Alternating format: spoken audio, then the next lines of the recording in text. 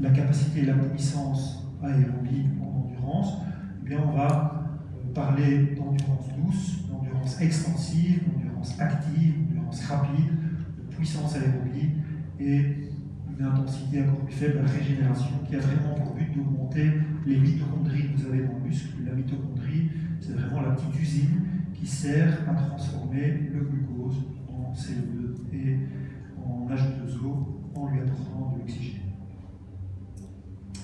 Alors, comment est-ce qu'on va organiser un plan d'entraînement en termes de période?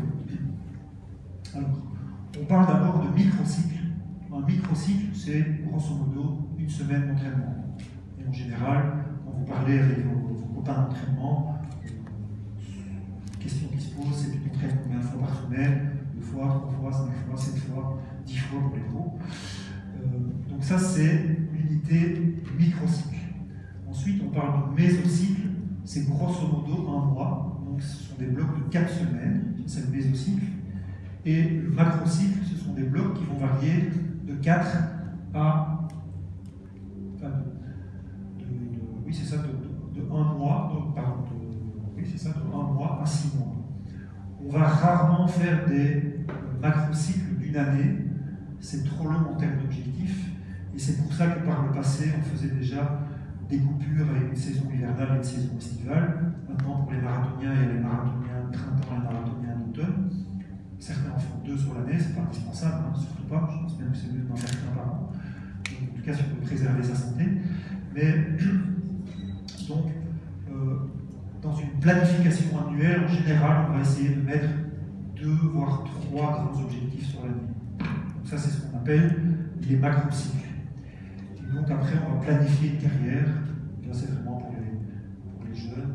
Donc ça, on parle aussi en période olympique, on parle en cycle de 4 ans.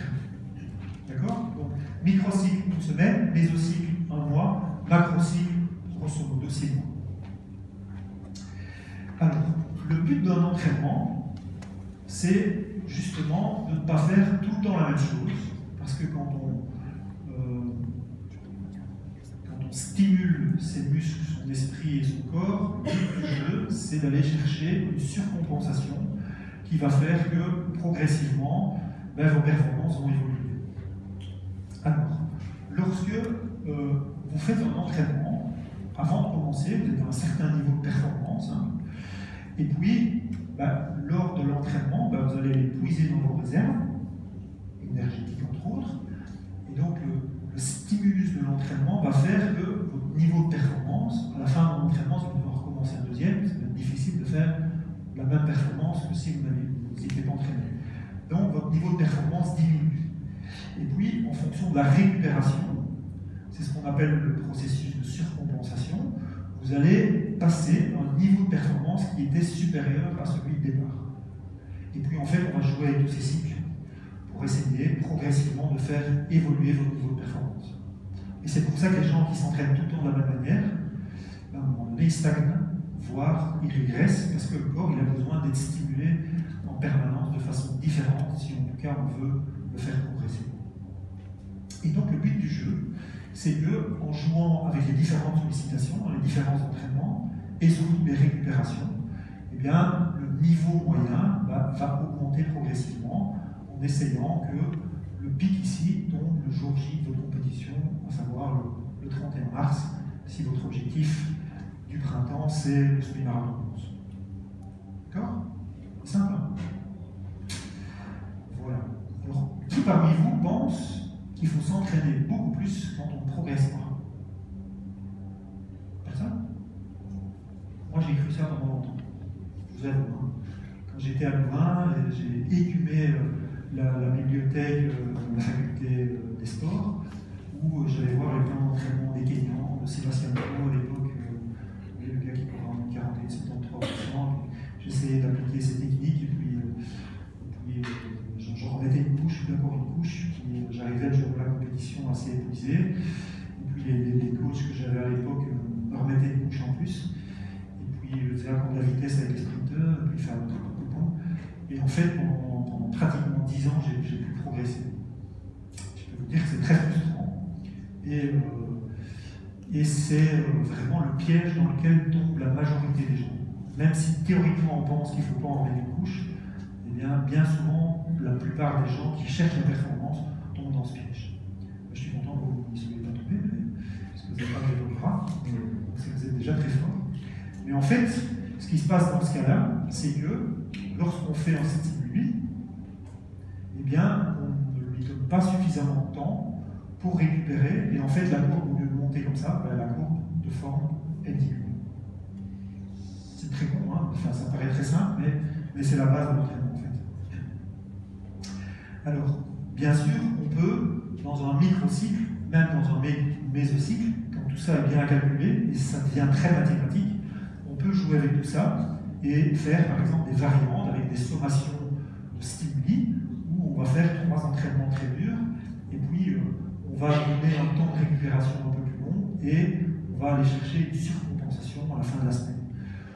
Nous, chez ForMyFit, avec la méthode qu'on a mis au point, je vous en parlerai juste après, on joue beaucoup là-dessus, et dans les mésocycles de 4 semaines, on fait 3 semaines de charge, et puis une semaine, c'est une semaine où il y a un peu plus de récupération, et où on refait un test pour réévaluer notre forme, après les quelques jours de récupération du début de semaine.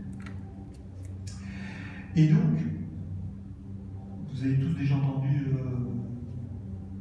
les fans de Rocky Balboa et d'Apollo Creed, hein, puisque vos films qui viennent de sortir, Creed 2, No Pain, No Gain. Les gens pensent qu'il faut vraiment se faire mal pour progresser, mais en endurance, c'est tout à fait faux. C'est même complètement faux, parce que quand on est en entraînement de tolérance lactique, hein, ce que font les bourrelets sur 400, on tue son endurance. On diminue le nombre de mitochondries qu'on a dans les muscles. Ça, c'est quelque chose que peu de gens savent, mais ça a été prouvé scientifiquement par beaucoup de littérature. Et donc, en fait, s'entraîner trop dur à des intensités trop élevées, quand on ne donne pas suffisamment de temps aux muscles et au corps pour récupérer, eh bien, on va vraiment aller vers l'épuisement et les problèmes de blessure, de fatigue, etc., etc. Donc le but, c'est plutôt de penser à ce nouvel adage, qui est un peu notre leitmotiv chez ForMyFit, no pain or gain. Vous vous entraînez moins dur et vous allez progresser plus. Et ça, c'est quelque chose qui est quand même plutôt à contre-courant et à contre-sens par rapport aux idées reçues. Mais qui marche.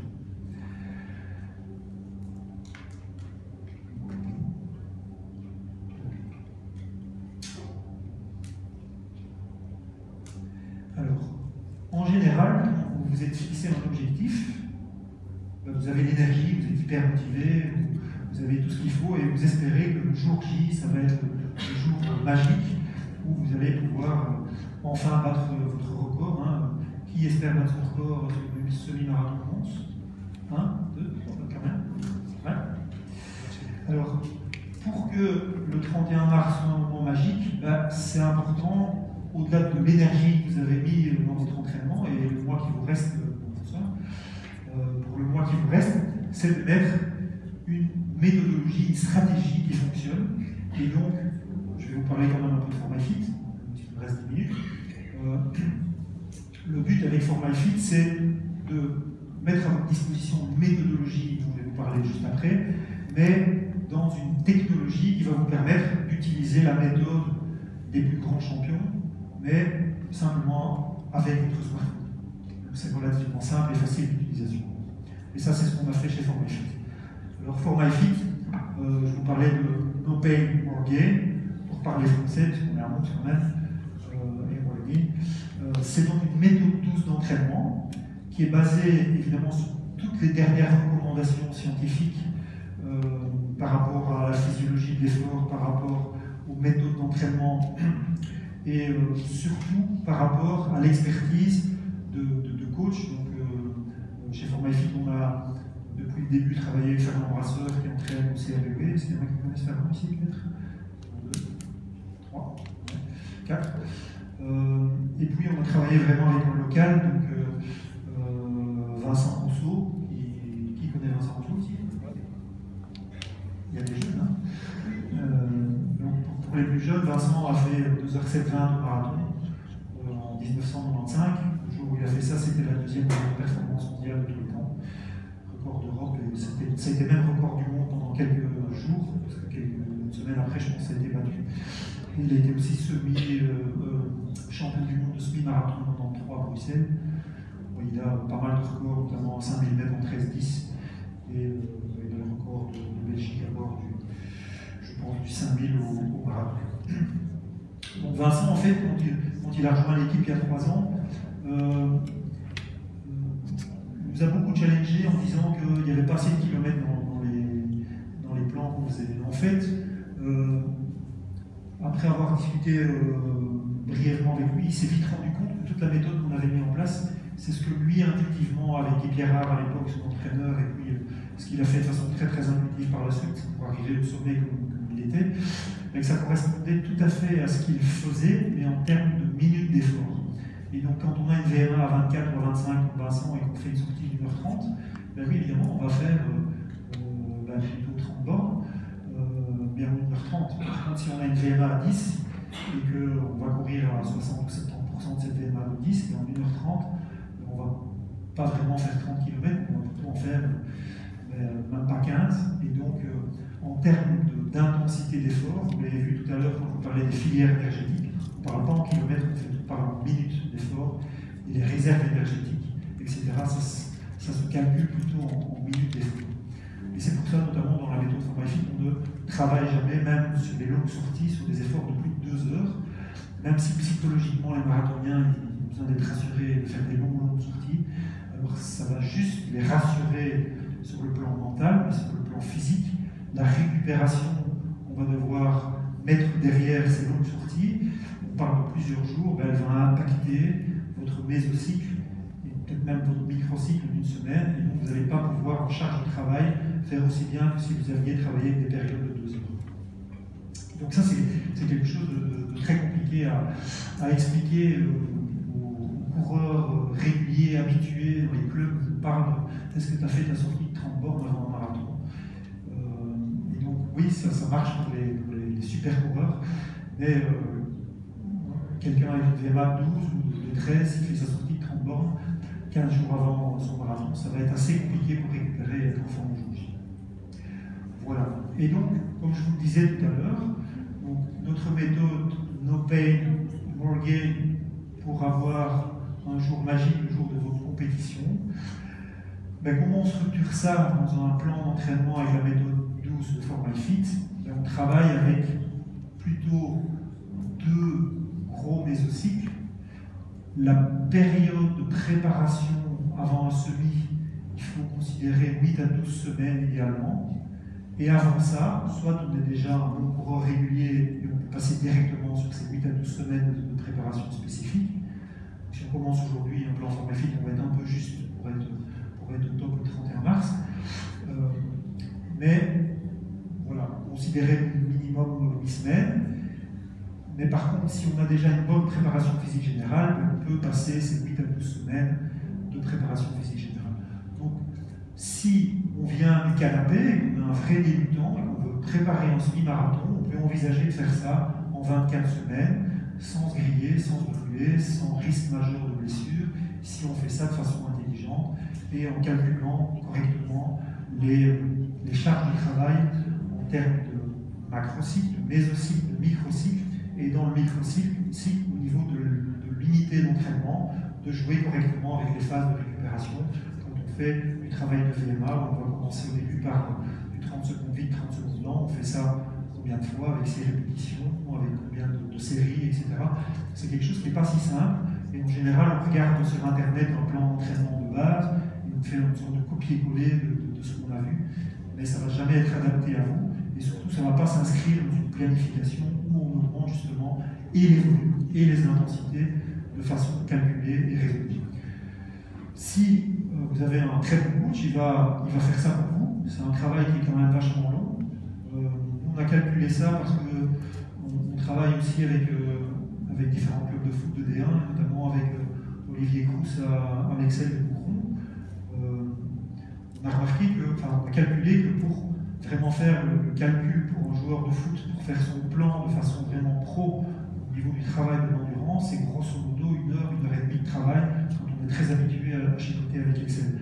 Et donc bien souvent, les coachs, les entraîneurs qui vont vous entraîner, les super bons, ils vont faire ça de façon nickel, et puis d'autres, ils vont faire un truc plus ou moins copier-coller, lui, il a plus ou moins le profil de lui, donc on va faire un truc qui ressemble, et puis vous allez chaque fois avoir le même entraînement, mais qui ne va pas vraiment correspondre à votre niveau du moment, et qui ne va pas justement vous permettre d'être autour du jour J. Voilà. Alors, si vous téléchargez l'application Formafit, qui a déjà téléchargé l'appli Formafit ici? Je vous invite à le faire parce que c'est gratuit, d'abord. Alors, l'appli, vous pouvez même le faire maintenant si vous êtes de la 3G ou de la 4G. Lorsque vous avez téléchargé l'application, on va d'abord vous permettre d'enregistrer tout ce que vous faites, comme avec Runtastic, Strava, Endomondo, etc. Qui connaît Runtastic? Qui utilise Runtastic? Strava? Endomondo? Runkeeper? Personne? Ah, les Américains dans la box. Donc en fait, tout ce que fait Runtastic, Strava, Runkeeper, Formafit le fait aussi, exactement de la même manière. On a même avec l'UCM mis au point une technique qui permet d'optimiser le GPS des téléphones Android qui ont des composants de GPS qui sont souvent de moins bonne qualité. On corrige ça avec des filtres mathématiques, tout ça. Enfin, peu importe. Donc ça, c'est ce que fait Formafit. Donc elle va vraiment enregistrer toutes vos sessions, les historiser ici. Vous allez pouvoir consulter votre historique sur votre application ou sur la plateforme Internet. Vous allez avoir des graphiques comme avec une montre Garmin, par exemple, sans devoir payer. Tout ça est complètement gratuit, tout le temps. Mais ce qu'on fait vraiment de façon unique au monde, parce qu'aucune autre application ne fait ça, on va d'abord tester votre VMA. Qui connaît sa VMA ici au demi-kilomètre retrait?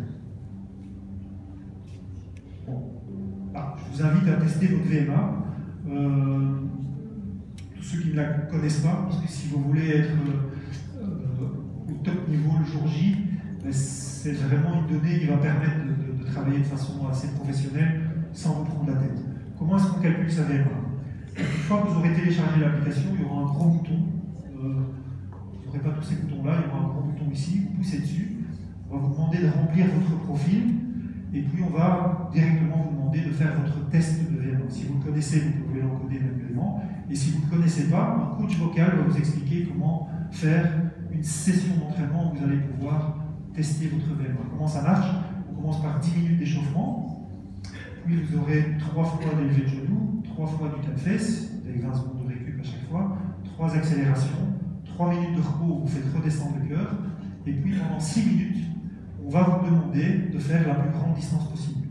Vous faites ça avec le téléphone, les composants GPS de votre téléphone vont enregistrer la distance que vous voulez faire, c'est votre VMA. C'est aussi simple que ça, et après vous aurez 10 minutes de retour au calme et de récupération. Dans votre profil que vous aurez rempli au préalable, on vous aura demandé si vous voulez vous entraîner 2 fois, 3 fois, 5 fois, 6 fois semaine, et quelle est la date de votre objectif, et quel est votre objectif. Vous mettrez ici semi-marathon de 11 par exemple, avec la date du 31 mars. Et sur base de ça, il y a tout un algorithme dans lequel on a intégré toute la séance, toute l'expertise de Fernand Brasseur, de Vincent Rousseau, machin, et vous allez avoir un plan sur mesure qui va ressembler à quelque chose comme ça. Donc quand vous cliquerez sur le bouton m'entraîner, eh bien, vous allez avoir une séance d'entraînement où vous allez travailler la puissance aérobie, une séance d'entraînement où vous allez travailler la capacité aérobie, et puis vous aurez des séances de régénération et de récupération. Si vous prenez un plan 4 fois semaine, vous allez travailler du fractionné court sur le dernier cycle, parce que ça ne suffit à rien, puis vous allez travailler avec du fractionné long de 5 à 9 minutes, et puis vous allez travailler avec différentes intensités, mais plutôt entre 65 et 85% de votre VMA. Je vous parle chinois, en fait, si ça vous embête tous ces trucs mathématiques et que vous ne voulez pas faire tous ces calculs, vous téléchargez l'application et tout se fait à votre place. Donc c'est hyper simple, hyper facile, et c'est made in Eno, puisque ça a été fait au départ ici au MIC, juste en face des grands traits. C'est là qu'on a commencé avec Formafit. Et donc, vous allez avoir sur votre application, un écran comme celui-là, où voilà, c'est la manière dont on va faire le second test, une fois que vous avez fait votre test de VMA, vous avez fait un premier mésocycle de 4 semaines, on va vous proposer de faire un second test qui va lui mesurer non seulement votre puissance aérobie, mais votre capacité aérobie et ce qu'on appelle l'indice d'endurance. Qui connaît l'indice d'endurance? J'ai entendu parler de ça? Ouais. L'indice d'endurance, c'est donc la VMA, c'est la vitesse maximale que vous êtes capable de tenir sur une durée de 6 minutes. Ouais. Quand on fait un semi-marathon, on est parti pour 1 heure pour les meilleurs, mais plutôt sur 1h30, voire 2 heures. Si on est capable de tenir 80% de cette VMA pendant 1h30, la performance, elle va être moins bonne que si on est capable de tenir 90% de cette VMA. Et ça, c'est l'indice d'endurance. Plus votre indice d'endurance va être élevé, au plus vous allez pouvoir utiliser la puissance de votre moteur. Donc c'est très bien d'abord d'avoir une VMA la plus haute possible, parce que vous partez d'une grosse caisse, hein, c'est comme une voiture. Hein, si vous avez une voiture qui, je sais pas, 2000 cc, c'est mieux qu'une 2 chevaux, évidemment, mais la 2 chevaux qui tient 90% de sa puissance, c'est mieux que le dragster qui a une puissance énorme mais qui tient que 2 minutes. Sur le long terme, c'est un peu ça l'analogie. Donc l'indice d'endurance, ça permet de quantifier ça. Alors, avec ForMyFit, si vous avez un capteur de fréquence cardiaque que vous pouvez connecter avec votre smartphone, il suffit que ce soit une ceinture ou toute smart de base chez Decathlon, ça fonctionne très bien, la Polar par exemple, eh bien on va faire un test comme le test classique en laboratoire où vous allez faire 4 paliers de 6 minutes à intensité différente. Donc dans mon cas, c'était il y a un an, je vais faire 6 minutes à 11,3 à l'heure à 119 pulses, puis 6 minutes à 145 pulses, puis 6 minutes à 162 pulses, puis 6 minutes de repos, et puis on part sur les 6 minutes à fond qui permettent de mesurer la VMA. Après, ça donne un schéma qui ressemble à ça. Le premier palier ici, on le retrouve sur ce point-là, puis le deuxième palier, on le trouve là, le troisième et le quatrième. Et le but du jeu, c'est qu'entraînement fasse que cette courbe, elle se déplace vers le haut, c'est-à-dire qu'à 140 pulses, quand on travaille bien son endurance de base, au lieu de courir à 12 à l'heure, si on s'entraîne bien, après un mois d'entraînement avec ForMyFit, on va être capable de courir peut-être à du 13,5 à l'heure. Et en fonction de l'entraînement, on va faire monter cette courbe vers le haut, évidemment en faisant évoluer aussi la VMA. C'est tout un équilibre et un jeu où il faut travailler et jouer entre la puissance et la capacité. Voilà. Donc voilà ce que fait pour vous ForMyFit. Ce que fait aussi ForMyFit sur base de ce fameux test de VMA puis le test d'indice d'endurance, c'est calculer votre prédiction de performance. Donc on va être capable de prédire votre performance sur un 5, un 10, un semi-marathon ou un marathon.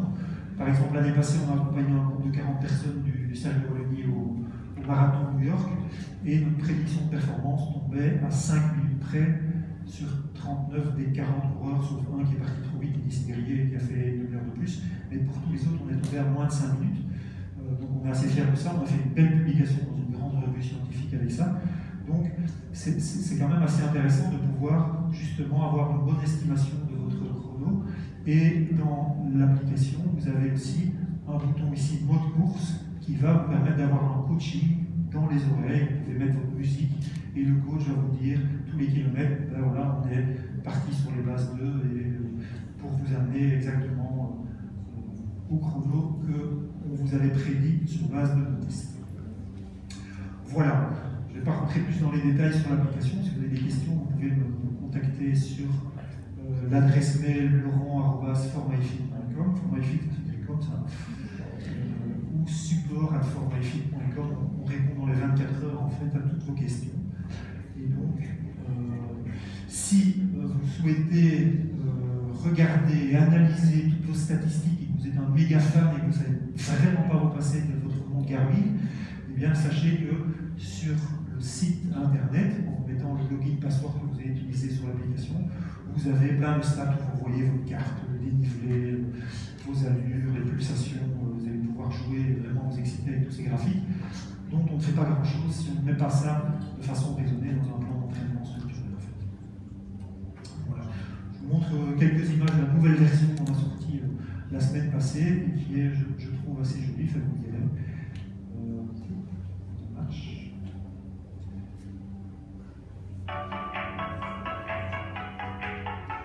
Ça, c'est la manière dont il faut remplir son profil.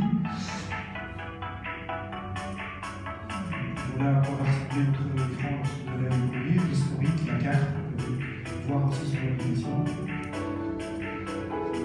La prédiction de performance aujourd'hui et le jour de votre compétition. En version accélérée.